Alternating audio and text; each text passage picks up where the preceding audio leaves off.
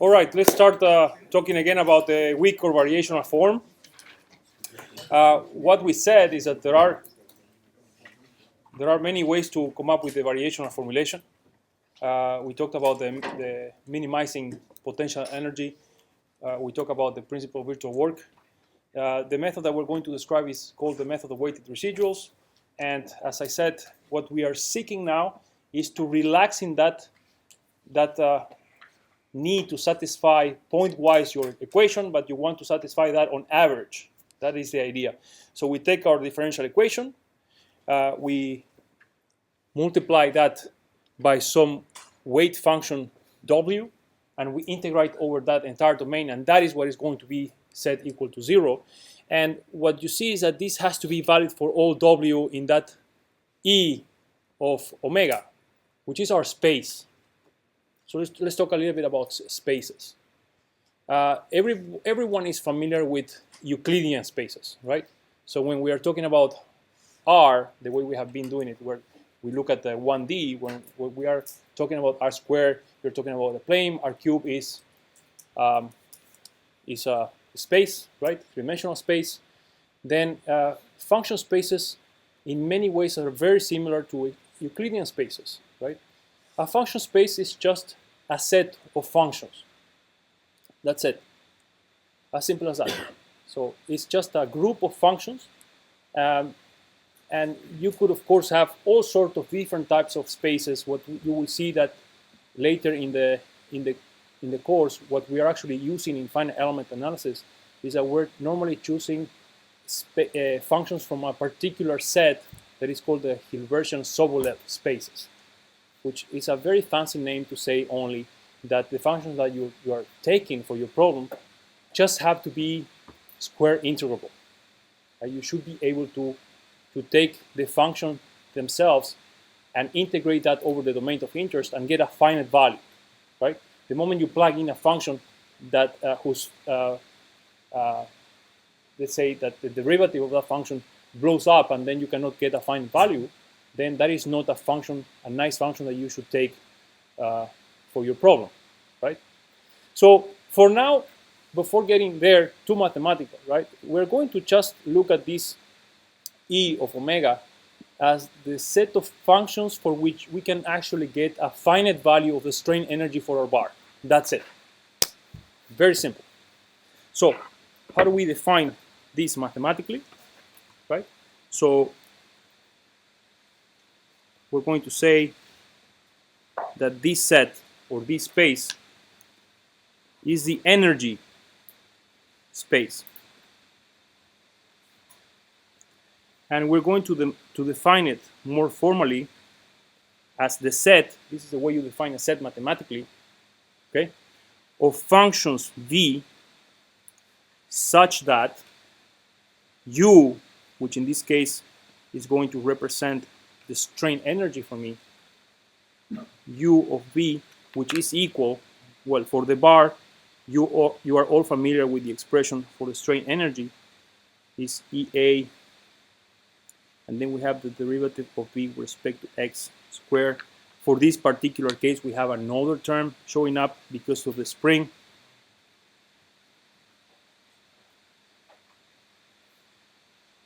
The strain energy remains finite. Again, very simply, we're saying that our energy space, so the energy space is the set of functions from which we're going to pick functions, right?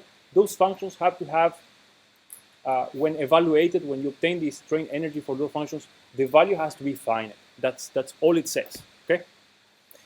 And the way you read this mathematical notation again is, the E that is defined on omega is equal to the set of functions v such that the strain energy u of v, which is equal to that expression, is a finite value. That's why it says lower than infinite. And that's it. It's very simple. And of course, like Euclidean spaces, once you define the space, normally spaces induce a norm, right? And normally this is very important for us, and it will show up later in the course, because we're going to compute a lot of norms, meaning that if I want to see how my my trial solution behaves for solving a particular finite element problem, I need to be able to evaluate how that function behaves, and for that we use a norm. And for this particular case, we're going to use the energy norm. So this space, we're going to say that this space induces the norm, and we're going to write it like this. So this is the energy norm, right? And we're going to define it as the square root of that strain energy value. That's it. So very simply, once you have your function, you plug it into the strain energy and you take the square root, and that is a number, right? That is going to tell you the norm for that function. Yeah, in Euclidean space, we all know that, for example, we are all familiar with the norm of a vector, right? So if you take a vector and you do the dot product with that vector with itself, that is equal to the norm squared, right? So you have to take the square root of that to get the norm. In a very similar way, we have defined now, right, the way we're going to take the norm of a function. So given any function from this set that we call the energy space, now we have a means to define a norm, a value that we are later going to use. So that's all it says. It's very simple, right? It's a bit mathematical, but as I said, we are doing this not to confuse you or to make the class more complex. It's so that you, when you read something that talks about this, you say, ah, okay, but this is what it means. It's not really that complicated. Okay. Okay. So what you see in this weak form right now, it's still not usable because of many reasons. First, we are not considering yet boundary conditions. Second, there is a high requirement on differentiability on the test functions that we're going to use, right? So since u now becomes a function that is not the exact solution, we have to assume already there is going to be some error, okay? So this function that we're going to plug in, that again later is going to become the trial solution, right? It could be any function, but in this expression, that function u has to be differentiated twice, right? So what we're going to do, and what is usually done, is we're going to balance derivatives, right? I want to have the same order derivatives for the weight function w than for the trial solution u. Right now, as you see in that equation, the weight function is just given, and then we have the second derivative on the trial solution u. So if I want to pass one derivative to w, so then what do we need to do?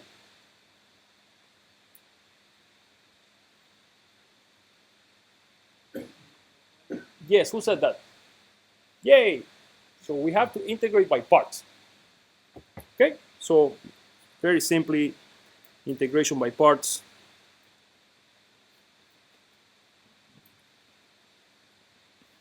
If you remember, this u dv is equal to u v minus v du. That is the equation for integration by parts, and that is what we're going to do with that first term that has the second derivative of the function. So if we take the integral between 0 and L,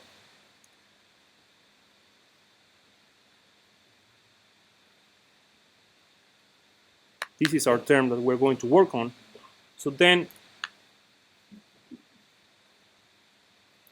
so we are missing here.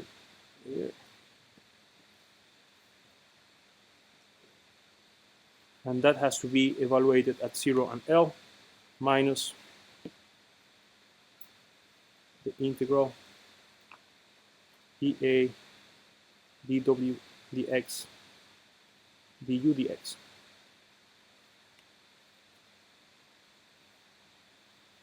Yeah, and that's it.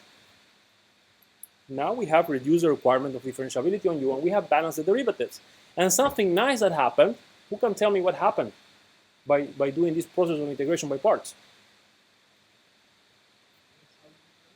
Huh? The boundary terms are there, so our boundary conditions show up naturally from the formulation. We didn't have to do anything. There are many other ways to approach this problem. You can actually take your differential equation and then add the boundary conditions and integrate them But in this process that we're doing, what I want to show you is that those boundary conditions just show up naturally. Okay? Of course, they haven't been defined yet, and their definition is going to depend on what type of problem you're solving. So if it is a Newman boundary condition, then this term over here has to be replaced by the Newman boundary condition. If it is a Dirichlet boundary condition, this term actually is going to be the reaction force.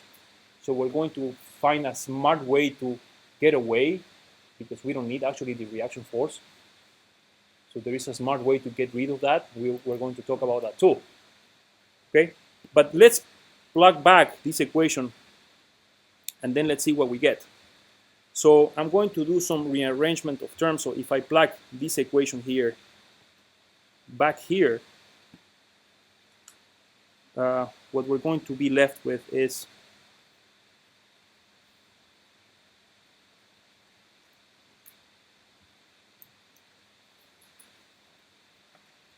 and then we're going to have plus ku dx, and this is going to be equal to the integral. I am missing something here, this w. Yeah, and then this is going to be equal wb dx plus this term here that has to be evaluated at 0 and L. Yeah. And normally what is actually done is this term here that depends on both u and w, so it has a trial solution and the weight function. This is usually called b of u and w. Some people call it a of u and w. But this is a bilinear term. Bilinear because it's linear in both u and w. Okay, and it has some very nice properties. The bilinear forms have some very nice properties, and we're going to talk a little bit about that too. And this whole term, right? You can see that it does not depend on u. Actually, once we replace this term by the right boundary condition, this is something that we know. There is not a noun on the right-hand side. So this term here normally is called L of w, or it's called the linear term or linear form. So normally what you will see when you read the papers on finite elements or books, that you will see that the weak form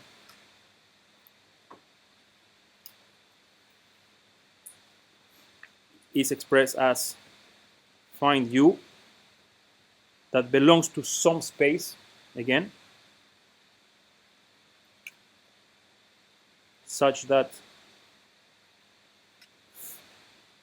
the bilinear form is equal to the linear form for all w in that space.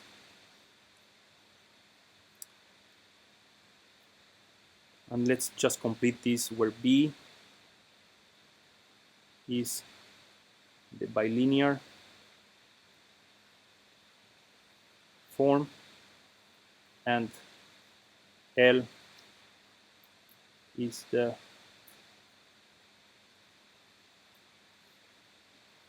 linear form. Yeah, and we have already marked what those are in the equation. But this is a very nice and compact way to state the weak formulation or the variational formulation. And what is nice is that it actually holds for any type of problem. So sometimes, for example, when we're writing papers, we want to solve, let's say, a structural problem, and we want to solve a heat problem, and perhaps we want to solve a thermomechanical coupled problem. And if I state BUW equals LW as my variational form, right, I'm basically done. I just need to state what those bilinear linear forms are for the particular equation that we're solving. Okay? So it's much nicely done and much more compact than going through every equation and start from the strong form from that equation and derive the weak form and do the same for the next equation and do the same for the next equation.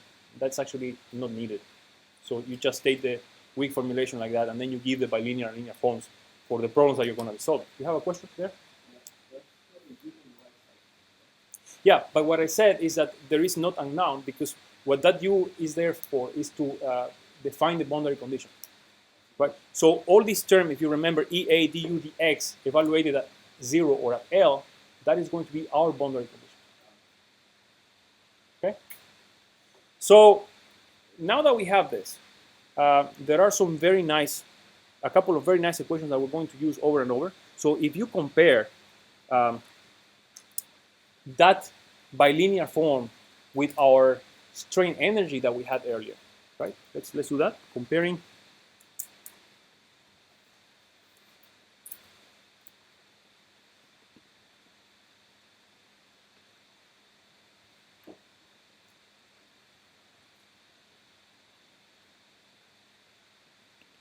you can immediately see, just by looking at the expressions, that the strain energy is equal to 1/2 of the bilinear form, where you have replaced W by U. So if you plug U also in W, you get that expression.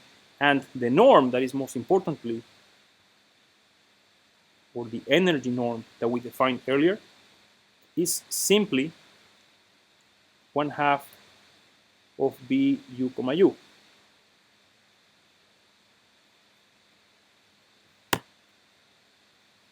Okay? Yeah?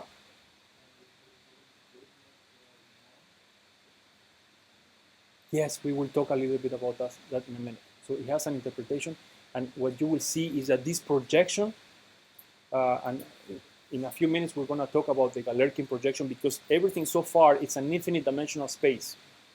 Of course, we still cannot solve the problem. We're still dealing with a space of functions that is infinite. It contains infinite number of functions. Okay? So the moment we talk about Galerkin, we're going to talk about a bit about the interpretation that we give to the norm. And it has a very similar interpretation, as I said, with the norm of a vector in Euclidean space, right? So we're going to talk about the norm of the error and how we want that norm, which is a value, to reduce as we improve our approximation. We'll talk a little bit about this in a minute. Okay, but just to compare, if you compare your strain energy with what is the bilinear form, you can immediately see that they are related, right? And you can get the energy by just plugging U into W, right? You take the bilinear form U, comma, U, then you get your energy. And you can use that bilinear form also to get the norm of that function, U, okay? But if you notice something, who noticed, I'm taking U and I'm taking W from the same space,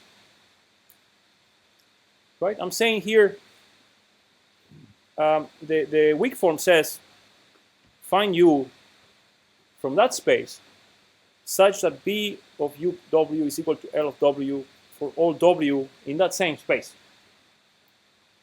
Yeah? That means that my trial solution and my weight functions are taken from the same set of functions. That does not necessarily have to be always the case, right?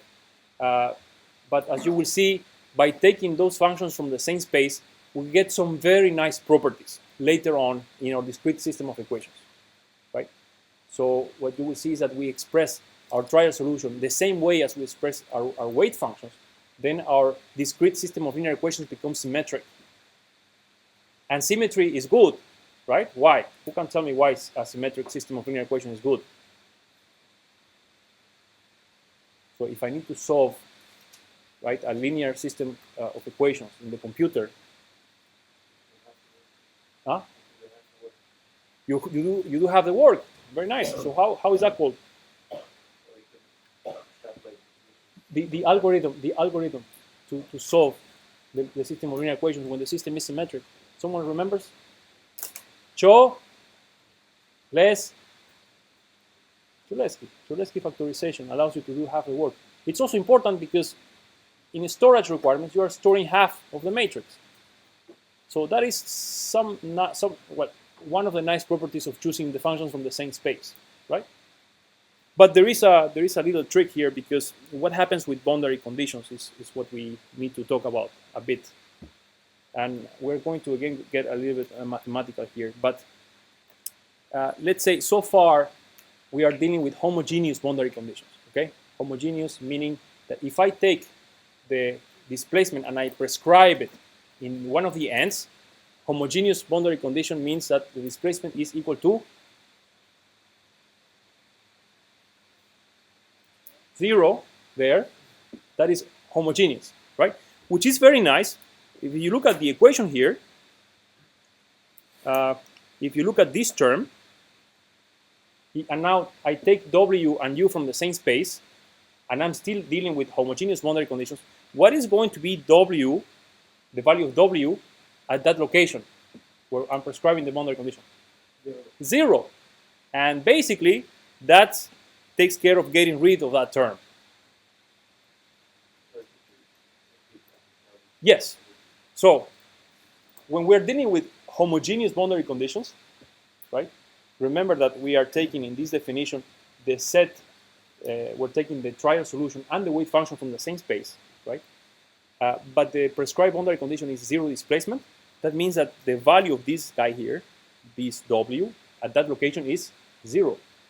Since that is 0, then this term cancels. And we do not need to deal with the reaction force because the rest, this EA, du, dx, is actually the reaction force at that location. But since the weight function is 0, then we're good to go. The problem appears when we're dealing with non-homogeneous boundary conditions. Yeah?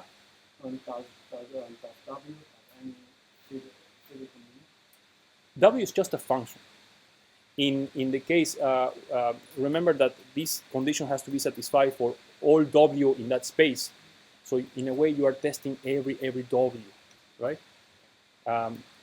We will see what that means later when we get to the discrete system of equations. U, of course, you know, is the approximate solution that we're getting. It's our trial solution, right? But yeah, W is just a function, and this condition has to be satisfied for every function W in that space. Okay? Yeah. Okay. Say let's explain a little bit more. Say we have our bar. Let's go back to our drawing here. And the condition is that I want to satisfy here at this point. I want to satisfy U is equal to 0 there, right?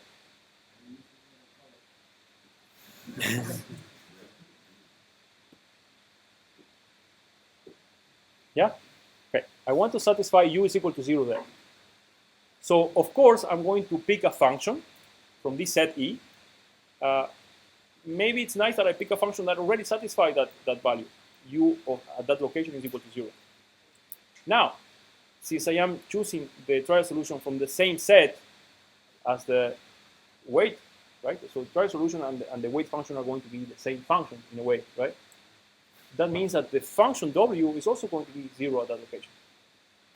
Okay? Right? If U is 0 and U is equal to W, then W is 0 there by induction. Okay? So that means that this guy here, you see this boundary term here, right? That is, it has to be evaluated at the boundaries. W at 0 has to be equal to 0. And since that is 0, then that term cancels for that particular problem, right? So by doing this, we're basically dropping our reaction term from the whole formulation. We are not interested in the reaction anyways, okay? But what this means, right, is that we can get rid of the reaction force only in the case that the Dirichlet boundary condition is 0 at that point. And we have a problem where we're dealing with non-homogeneous boundary conditions because now this W is not going to be 0 there. You understand what I mean now? Yeah, okay. Yeah, you have. Yeah, I can't get it. That's what about L? At the end of the bar. Well, at the end of the bar, yeah, we'll talk about that. So that is not going to be the case. And we are going to define the set of weight functions in such a way that they also vanish there. So we're going to play that trick. Okay? But we will get there in a few seconds. Actually, it's in the next couple of minutes, because now what we have to do is to deal with non-homogeneous boundary conditions. So let's see how we deal with those. So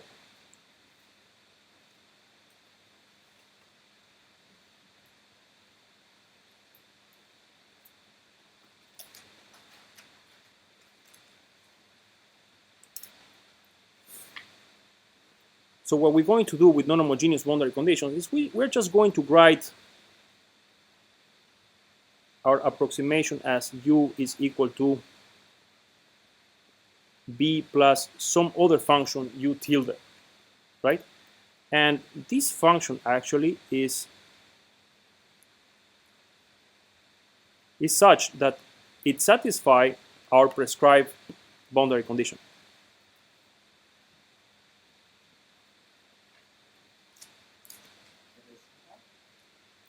Sorry? Sorry? This one? That's V. Let me maybe write it again. Oh, it looks the same. Better?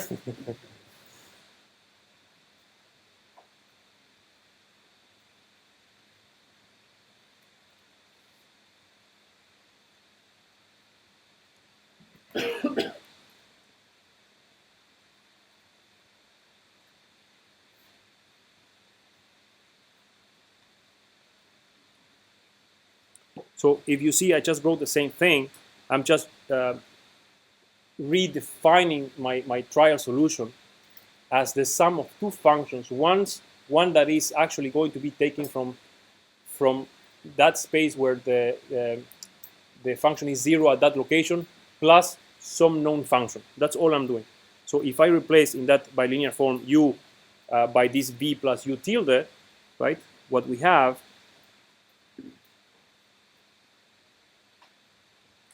is that we're going to have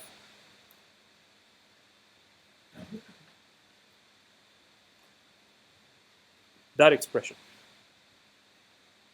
So that is a little trick that we're playing.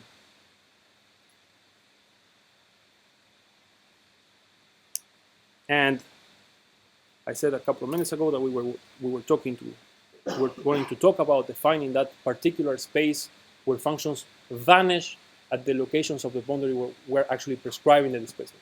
So more formally, that is defined as this set V naught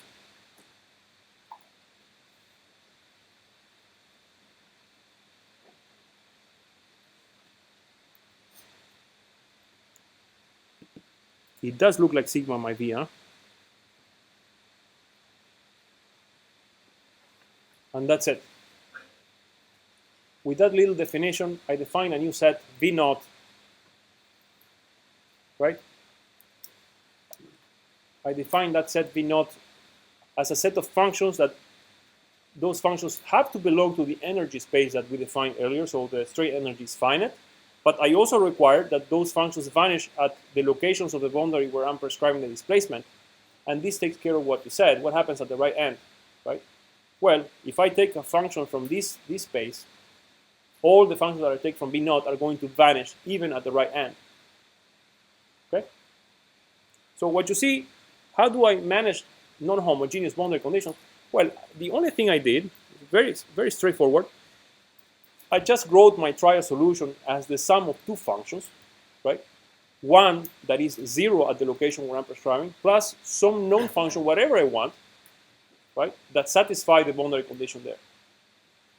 And as you can see, when I plug that into my bilinear, into my weak formulation, since that u tilde is known, it's moved to the right-hand side, right? And you can already perceive that this is going to change my force vector, right? If you didn't notice yet, the bilinear form is what is going to give rise to your stiffness matrix, and the linear form is going to give rise to what is going to become, in the discretized system of equations, your force vector, okay? So whenever you're imposing non-homogeneous boundary conditions, what you're essentially doing is you are taking that force vector and you're changing that with known values. Okay, so that is a simple way we are dealing with non-homogeneous boundary conditions. Is this clear or not? No. No. As I said, it's going to take a couple of iterations to go through this material to really sink in your mind, because it's new. That's why the course is called Advanced Finite Elements. And it's simple stuff, but you need to do it a couple of times to understand, right? What is exactly not clear about this?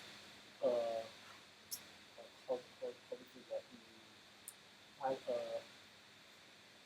can say I didn't understand everything. Who's with him? Okay, so since there are a few people, I'm gonna go again very, very slowly through this. Okay.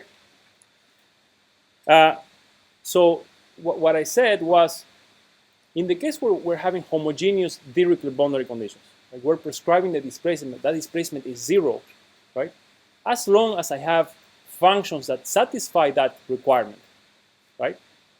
And those functions, since they are basically the same functions as our weight functions, right? Because I'm taking them from the same space, like u and w are taken from the same space of functions, right?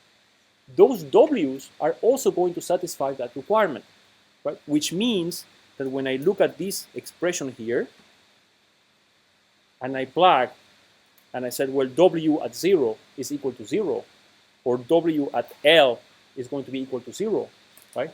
Then this term drops out from the formulation, and it's simpler. We don't need to deal with the reaction force. That's clear or not? Okay, so good so far, right? Oh, so far so good. Yeah? No, your dry solution is u. W is a weight function. And we're going to see the properties of this projection. Because remember what we're doing is we're taking our differential equation, and we are multiplying that by a weight function, right? Integrating over the domain and setting that equal to 0. But this expression has to be valid for all w's in that space. So for all functions. Okay, so in a way, it's a projection of that differential equation into the space E. All right? We will look into an analogy in a couple of minutes with Euclidean vector spaces. But everyone understood so far what happens when W is equal to 0 at those locations where we're prescribing the displacement, right? Everybody understands this. The problem arises where the function that we're prescribing is non-zero, right? Because that term doesn't go away anymore. You see this term here, W at 0 or W at L is not going to be equal to 0 anymore. And then we're basically, we have this term that includes a reaction force, which is very annoying, and we want to try to eliminate. We don't want to deal with the reaction force. There are ways to deal with them, but it's better not to deal with the reaction term altogether. So what we do is we use a trick, right, where we are actually expressing our trial solution u is our trial solution, as the sum of two functions. One of these functions represents a function that has the prescribed value at that location that we want. Let's say u at 0 equal to 2. So that u tilde has that value there. And then we are adding that function with another function that is actually taken from that space that we wanted in the beginning, which is the same space as w. It's just a little trick. And when you do this, when you represent this trial solution as the sum of these two functions, and you plug this guy here, right? What you see is that you get this other expression where you notice that the contribution of the non-homogeneous boundary conditions shows up at the right. So there are some nice properties of this bilinear operator that we can write, actually, the bilinear operator. So if you look at the notes, for functions u, v, and w belonging to some space and some constant c that is a scalar, the bilinear operator has the following properties. So b of u and u is greater than or equal to 0. b of u and v is equal to b of v and u. This is the symmetric property. b of u plus v W is equal to V of U W plus B of V W. This is the property that we just used here, okay? And there is one more, which is if you take that scalar Cu W is equal to C B of U and W. Those are all the properties that the bilinear operator fulfills. And if you take a look at this one, which is the third one, this is the one that we use to come up with this expression right here. Okay?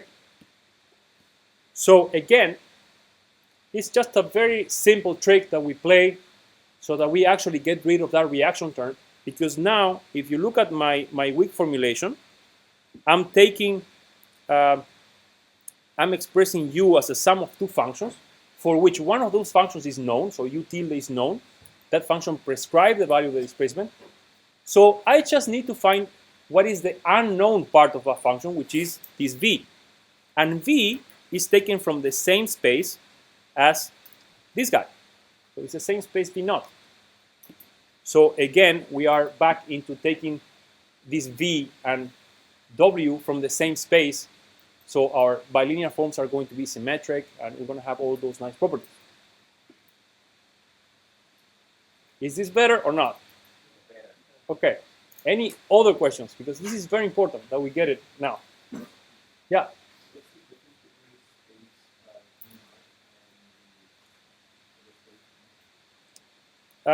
So you see that V naught is defined as all those functions that belong to that space E, but there is an additional requirement that they have to satisfy that their value at the location where you are prescribing the Dirichlet boundary conditions is equal to 0. That's why there is this gamma U here. That is the extra. So in a way, you can say that V naught is a subset of the energy space. Okay? So I didn't talk much about this expression here, but something that you can immediately see is that U does not belong to any space. Okay? I'm going to get a little bit mathematical, but if you don't understand, don't worry about it, because it's really not that important. But the point is that U does not belong to any space, because if I take two U's, right, and I add them together, the resulting function is not going to satisfy the boundary condition at that location. And for me, that is already telling me that those functions are not taken from a space. So there is another mathematical construct that we use, and we say that this is actually a linear variety. So it's not a space, but this U belongs to a linear variety, which is a translation of the space by some known function that you know. That's it. That's all I want to say. Forget about it if you didn't get it, but that is the idea. That U is not taken from a space. It's taken from a set that is called a linear variety. That's all I wanted to tell you there. Okay? Okay, so let's move on. Let's see.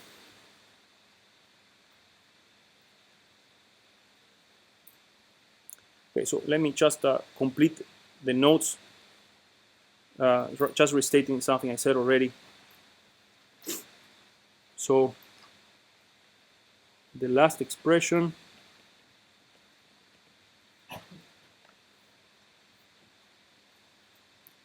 shows that the noun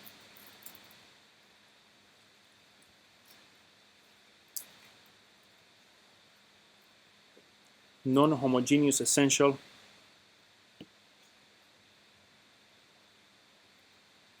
boundary condition will be part of the right-hand side,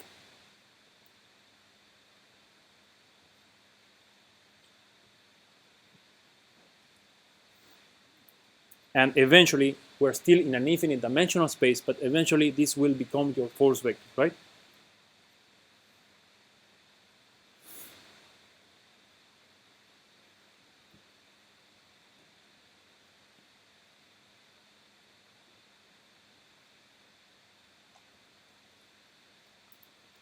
Okay. How are we doing with time? No more. True or not? 4 minutes. Okay. Well, let's finish here, okay? I think it has been enough torture, mathematical torture. Keep in mind that so far we are still in an infinite dimensional space, so we cannot solve anything so far. So the next class, what we're going to do is we're going to look at the Galerkin projection, and we're going to now choose a subset of functions from that V0, or that energy space. We're going to take a subset of functions, so we are able to represent our U and our W with a finite set of terms. That finite set of terms, say we have n terms, is going to allow us to come up with an n by n discrete system of linear equations that then we're going to be able to solve. Okay, so let's cut here. Anyone has another question? Yeah. Understanding this specific lecture in the sense of mathematical terms, how do you propose to do that? Because after, I can be honest with you, after looking at this, I didn't know how to get. Okay, that's fine. And it's going to take a couple of things. Okay, Everybody have seen the Nota Bene text. Yeah. Who has not? Nota Bene. You have not seen the Nota Bene. Okay, we need to talk. Because everything I discussed today is part of a chapter of a book that we're writing with a couple of colleagues, where everything is very well explained, or at least I think it's well explained. So if you think it's not, please, Nota Bene is a great platform that allows you to put questions. Someone asked already some questions. Who was that? Yeah, you asked? Are you happy with the answers? so someone else, who's a song? Young? You also posted a question, right? So I answered. Yes, thank you very much. So it's a great system. If you don't understand something, you post a question, I will be able to answer. If there is something that is not understood by many, this is great feedback for me, because that means I have to change that part of the book. Okay? Okay. yeah. More talking about the reading of the mathematics, like what it says there when you write this line. Is that by doing it iteratively? I think you will get used to the notation and the way. Yeah, just give it some time. You just have to say. That's why when I write a mathematical expression, I also read it aloud, right? So that you see what I'm reading. I have to write down at the same thing what you're saying and what you're writing.